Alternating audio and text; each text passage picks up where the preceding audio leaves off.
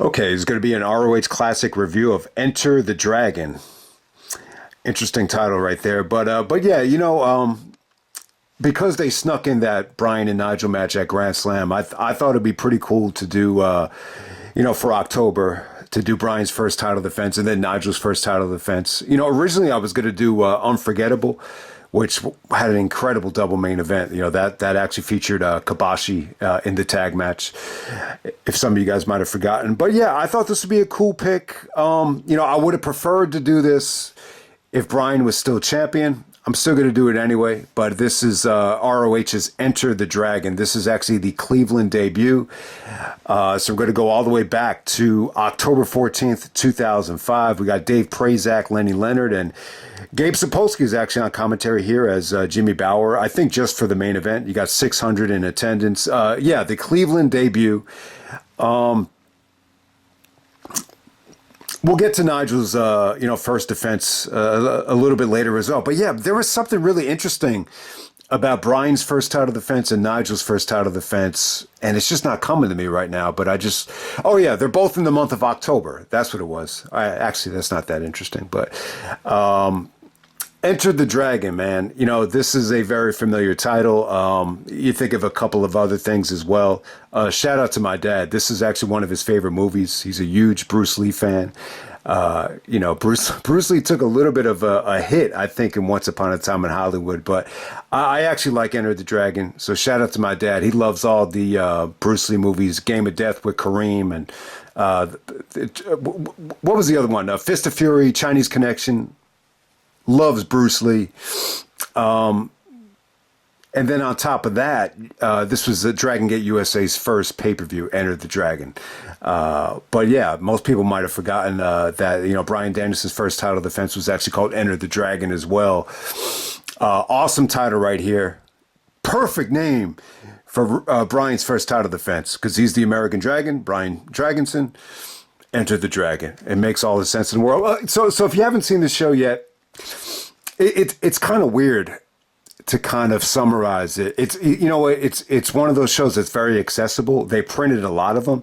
This was available at high spots for years, very cheap. So I'm sure you could probably find this fairly cheap on eBay. At the same time, I'll post a link to the opening promo and the main event with Austin Aries. It's actually on YouTube, so everybody could watch it. I would actually recommend watch the match first and then go back to the review. They're more enjoyable when you actually, could put pictures to the words, which is well documented. But yeah, man, let's get right down to it, man. The opening promo, let me touch on it. So, this used to be the tradition with Ring of Honor. If someone actually won the ROH belt, they would come out the very next show and, cut a promo. Yeah, they did this with Gibson. They did it with Punk. I think they might have done it with Nigel, but, we'll get to that later on in the month. But yeah, the Danielson promo was cool, man. Let me talk about the way he dressed here. He's actually wearing like a Top Gun shirt. He's got like this weird, sweatshirt on top of it with jeans on. He even was kind of poking fun at the way he dressed. And even Gabe later on in the night was saying, he doesn't really dress like a champion and he's not that marketable. He doesn't have the most charisma in the world, but he's all substance. He knows what he's doing in the ring. He's such a smart wrestler. So it's a little bit funny here. Gabe was actually taking a little bit of shots at, Danielson, all the other things that Danielson was lacking. But it's funny, man, because, that was the perception of I think, Danielson at that time. They just, the perception was that, he wasn't that entertaining in the ring. Didn't have a lot of charisma, really didn't have a lot of marketability to be a Ring of Honor champion. To me, and this is just my personal opinion, some of you guys still might say, oh, Danielson is nowhere near as charismatic as The Rock or whatever. But to me, he proved everybody wrong. I think Danielson checks all the boxes. I think he's marketable. I think he's charismatic. I think he could, when his heart is in it, he could cut a promo with the best of them. And in terms of charisma, my brother said this, and I totally agree with him. He said, there's something about Danielson, like he makes me want to watch him, just by looking at him. And you can't say that about everybody. So I think Danielson shattered all of these stereotypes that, some of these fears that even Gabe had at first about, putting him as champion. And that was kind of the perception at first, is that, Punk and Joe are gone. Like, we're not sure if Danielson's going to be able to carry the ball, but boy, did he prove everybody wrong here. Let's just get that out of the way. But yeah, you know what, man? Awesome promo right here with Danielson. Aries actually comes out. So this actually made a lot of sense, because when you go back to Nowhere to Run back in May, Danielson actually lost to Aries while Aries was still champion. And even said, if I can't beat Aries tonight and win the ROH World title, then I quit. I'm done. And I think Danielson took the whole summer off. He spent the whole summer in, I believe it was in Europe. He might have even went to New Japan a little bit. But, I think New Japan stopped booking him that summer, as he alluded to back during Wrestle Kingdom time. And then, Gabe brings him back. Punk leaves. Joe's going to TNA, so perfect time to bring Danielson back.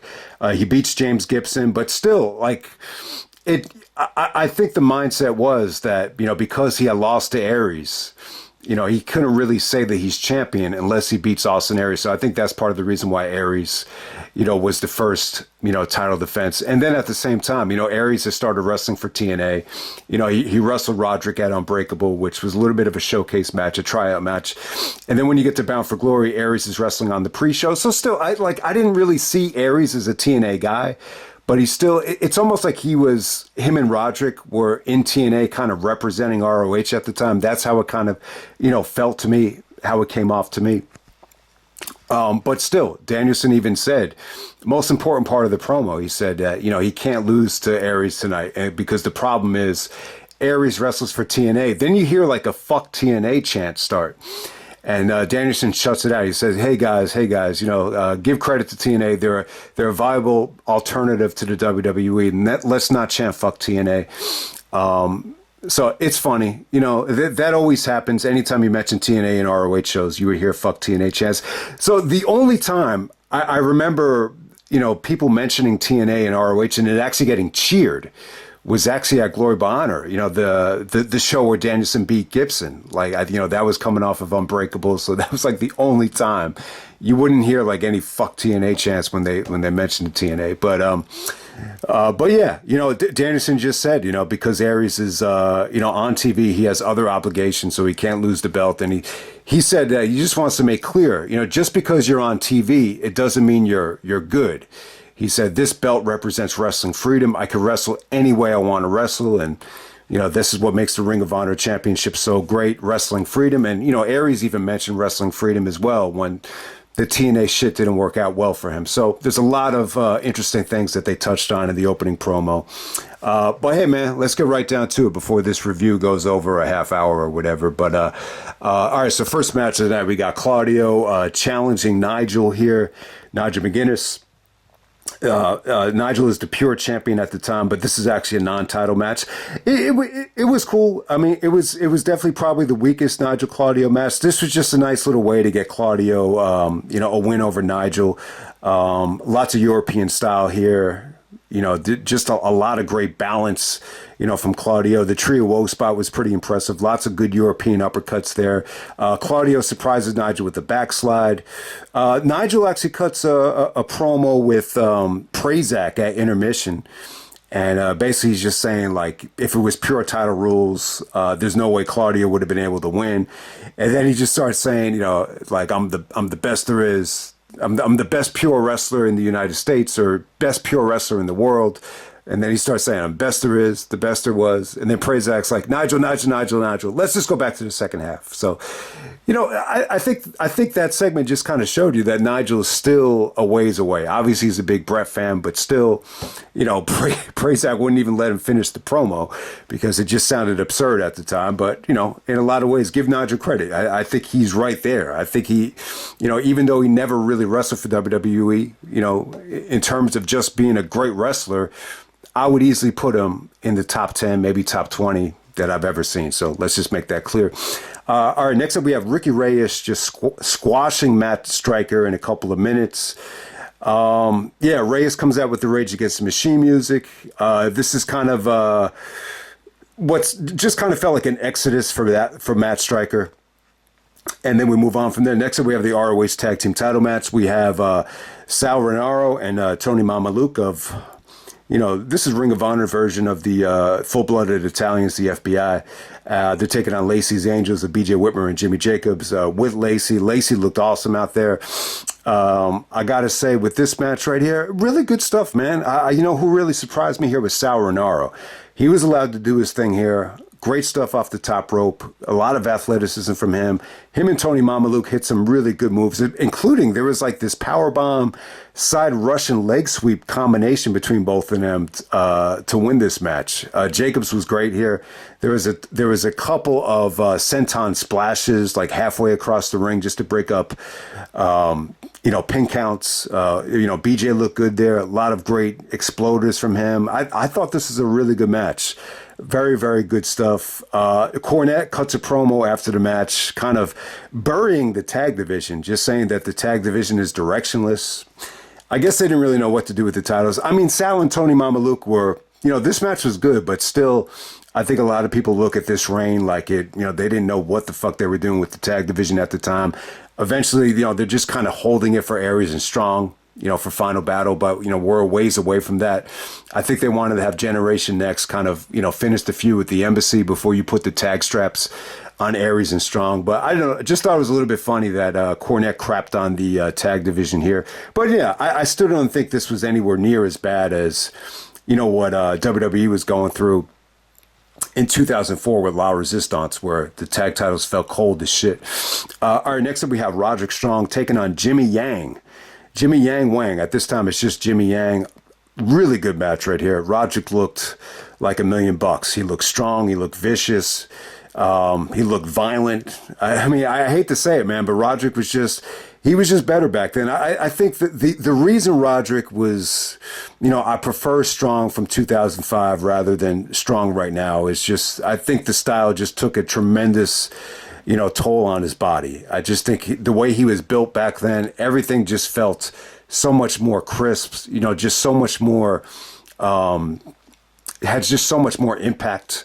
I mean, he was just awesome here. I mean, the variations of backbreakers came off great. He actually ends this with a pump handle slam, almost like a pump handle slam, but it's a backbreaker into the mat. It looked pretty damn cool. But give Jimmy Yang credit, man. This guy doesn't get enough credit for, his run in Ring of Honor. I remember he stuck out like a sore thumb when they put him up against AJ, Daniels, and Joe at WrestleMania weekend, Better Than Our Best.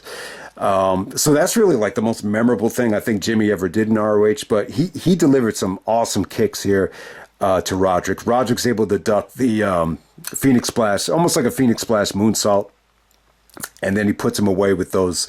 It's almost like a trifecta of backbreakers. Really, really strong match from Roderick. Just proof that he was, up there as the MVP. He might be my MVP of 2005. It's so tough to pick, an MVP of 05, which I, almost say every single 05 video. But yeah, while I'm at it, I actually have a top 30 ROH matches of 05 that I did during the pandemic. I'm going to post a link to that in the description just in case anybody missed it. It's kind of a bland video. There's no music. There's no pictures. It's just a list. But hey, Roderick really dominated that list. So there you go with that. Awesome stuff right there. I think, if you're going to make a mixtape of Roderick's best stuff in 05, this is just a nice little showcase just to show you how good he was in a short but, sweet match, if that makes sense. All right, here we go. This is the chore of the night. All right, so Steve Corino. Corino was doing something weird on this show. He actually meets up with Danielson after Danielson cuts a promo, and it basically says, I'll see you later on in the ring tonight. And then Danielson's like, no, Steve, our match is actually tomorrow night in Buffalo. It's not tonight. And then Corino's like, well, what's going on? And then Cabana says, we're wrestling Homicide and Loki. And this Corino's like, we're wrestling them tonight? Are you serious? And Corino dresses up like CM Punk here. He actually has I love beer around his gut. And some of the fans are actually chanting CM Gut at Steve Corino. So he actually dresses up like Punk here. Makes references to Punk, going off to OVW. Who's the one that took a shit on Punk about the... that was Prince Nana. I'll get to that a little bit later.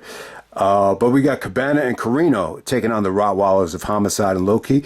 This was pretty cool. I think what goes under the radar here is they slowly built up Cabana and Homicide, but at the same time, they kind of rekindled the Corino Homicide feud. I got to say, this started off as a little bit of a comedy match with the way Corino was dressed as Punk, but during the actual match, like Homicide and Corino, I don't know what it is between them. Every time they wrestle, it just feels real. It just feels like, they just slapped each other too hard. They pissed each other off, and all of a sudden, shit just got real. I think the problem, this match went 25 minutes.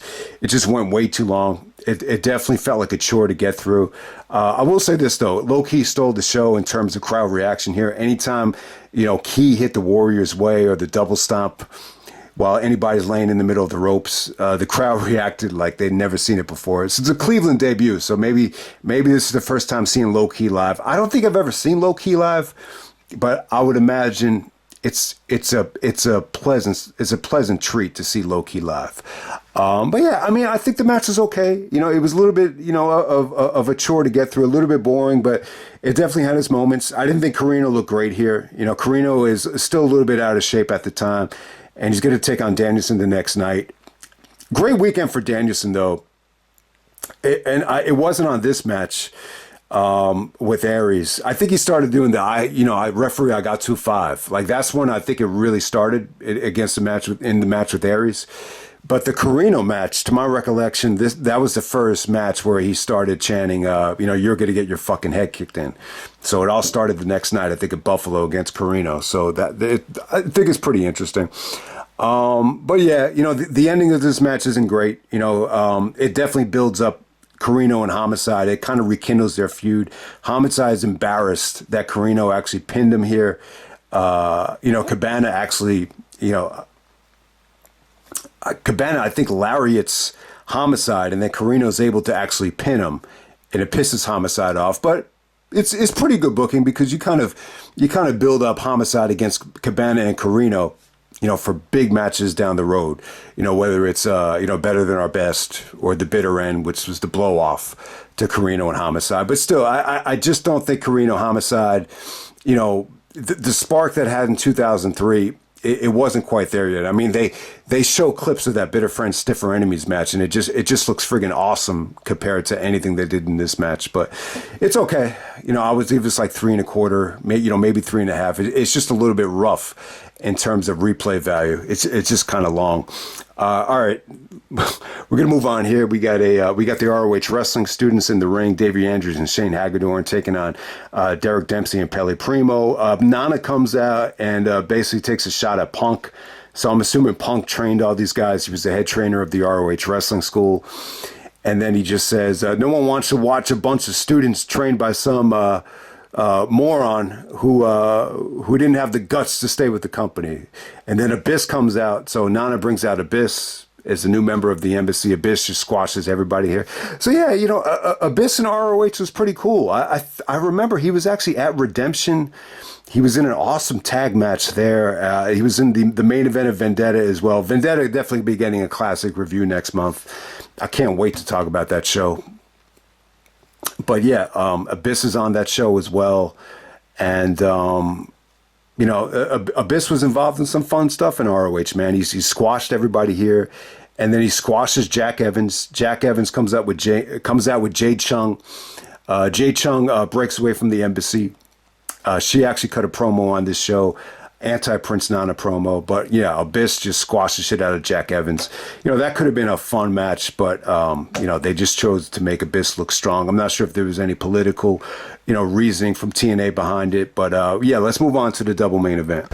Okay, next up we have Samoa Joe and Jay Lethal taking on the embassy of Alex Shelley and Jimmy Rave. Okay, all right. So the embassy comes out, Shelley and Rave. They actually come out to Kanye's Diamonds Are Forever from, late registration. I think it just came out at the end of August. That's actually my favorite Kanye album. I love Touch the Sky, but that Diamonds Are Forever beat, it fit really well with the embassy because of, the embassy's about, diamonds, Blood Diamond, the DiCaprio movie. They got ties to that. You know what I'm trying to say with the embassy. It just fit them well. So this is definitely a fun little match right here. All right, so there's just a couple of things I want to say about it. It's not that interesting of a matchup. Joe is coming off Joe versus Kabashi, so this is just a nice way to kind of give him a nice, feel-good victory here. Joe and Lethal are still on good terms at this time. They're fine here. There's no beef. Shelley and Rave were doing some comedy in the beginning. They were giving him the Kabashi chops and then running away from Joe. So I thought that was pretty funny. But yeah, man, I think what really stood out here is, I think at the time in TNA, a lot of these matches were very short in TNA in terms of the X Division stuff. They're just short, fun matches, very fast paced. I think the argument against that style is, they weren't given enough time to unfold, to really tell a story and to really, take their time. And, that's what I think this match was. It was just a little bit of a different, slow burn compared to the TNA stuff that they were, doing in the X Division. It definitely felt like a TNA matchup. I don't think Rave was quite in TNA quite yet. But yeah, I mean, good stuff here, man. Shelley and Lethal just had amazing chemistry. Joe gets a hot tag, wins this thing with the muscle buster. But, while this lasted, I thought it was good stuff. There's really not much to say about it other than, Joe just got, hero's welcome. He got treated like a god out there. So there we go. So there we go with that. I think one of the arguments against this show is it's a little bit tag heavy on the undercard. So I think most people look at this card and they just say to themselves, it's just not that, important of a show. I think the other argument is it looks a little bit dated. I think the production values in Cleveland, the arena here in Cleveland, it doesn't look like the best venue in the world. It looks a little bit dirty. I think the production values, the lighting, I think all that stuff definitely, looks a little bit dated as well. But, it's a pretty accessible show, even though it doesn't, feel like a huge show. Okay, we get Bryan Danielson taking on Austin Aries. This is Danielson's first title defense. And,